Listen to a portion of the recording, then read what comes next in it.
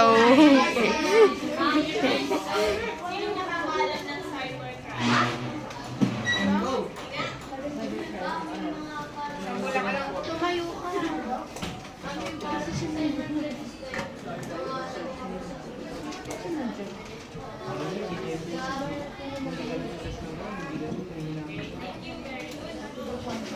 Ano ba?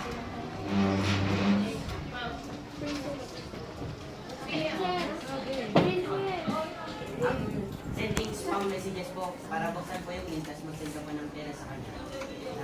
Nabibilin po, pero hindi naman po magbibigay. Actually, mahaba-haba ng discussion, pero parang introduction na lang yung gagawin natin kasi pag nasa higher levels na kayo, doon nyo na malalaman or na i-discuss pa sa inyo yung itong cybercrime na. So ito yung cybercrime, ito yung mga usually mga illegal na ginagawa ng isang tao through online.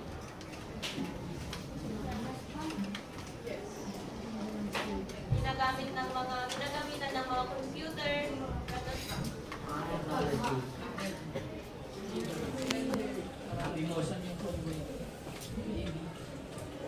so, ito yung types ng cybercrime. Common na types ng cybercrime sa hacking, phishing, and online scam, cyberbullying.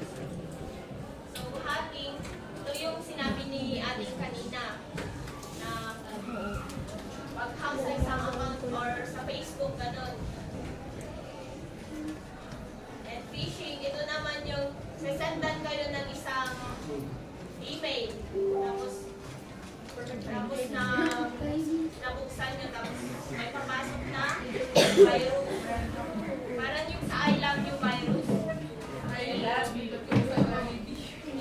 Oo, di Bosman. So, pag, for example, may na-receive kayo, hindi nyo alam na link or something phishing na email, na message. Huwag nyo na lang i-play or i-open for your safety natin.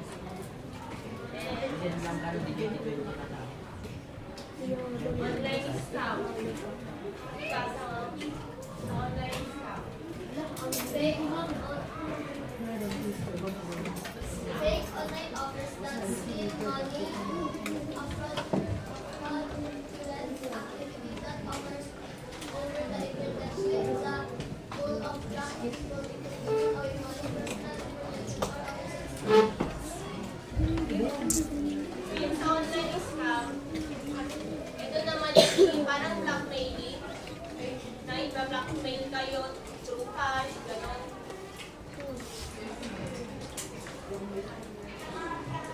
Kanya yung magsisend, parang may tinatago ka na isang document or parang pagmamay-ari mo, tapos tinatakot ka, mag-send ka ng pera para hindi ko to ikalat gano'n. And cyberbullying, parang yung sinisiraan nyo yung isang tao or sa isang kamag-aral nyo through online. Nagpo-post kayo sa mga Facebook. Yung mga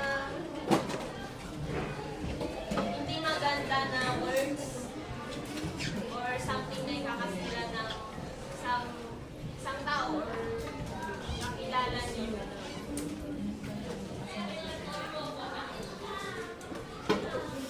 So,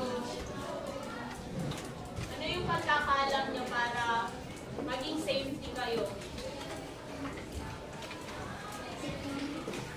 Security, like creating strong password. Ito. Huwag pong sasabihin kahit kanino yung password mo sa mga account. Yes. This topic okay. Yeah, pwede yung mag-guess.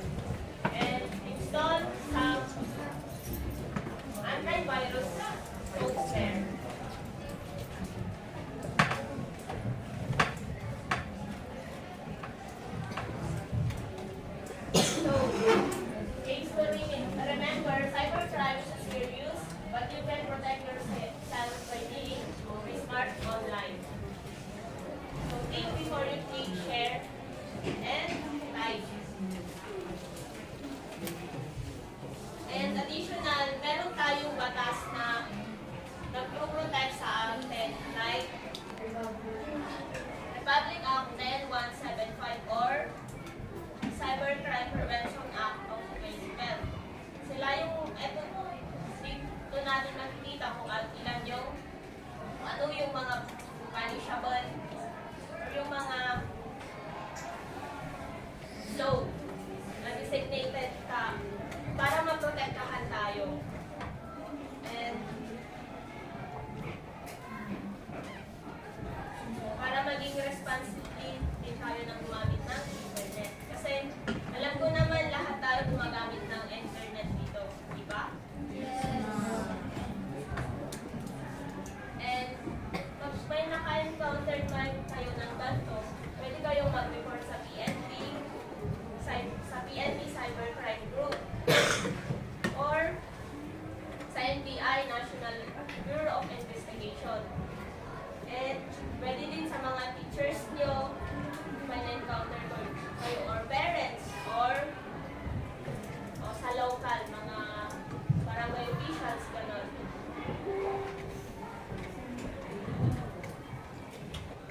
May tanong ba kayo?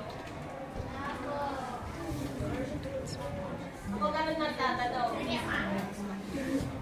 Ano yung types of cybercrime? Sir. Ano yung types of cybercrime? Na common na diniscuss ko kanina. Phishing. Ano ba? Good.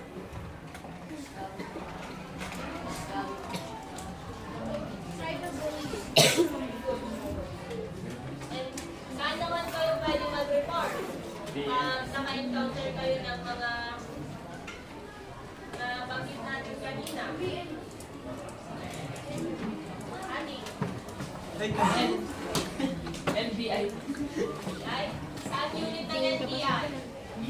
Alam ko saan. Alam ko mo saan. Cybercrime protection po. Cybercrime? Protection. Protection or division? Ano ba? Parents or teachers? Sa SM, sa baba ng SM. Ano ba yung pwedeng mag-report na alam nyo? Papagaling siya. Sila parents. Police. Mayor. Pwede din. Oo. Ganun para mas safe tayo. Sa police na lang tayo mag-ano.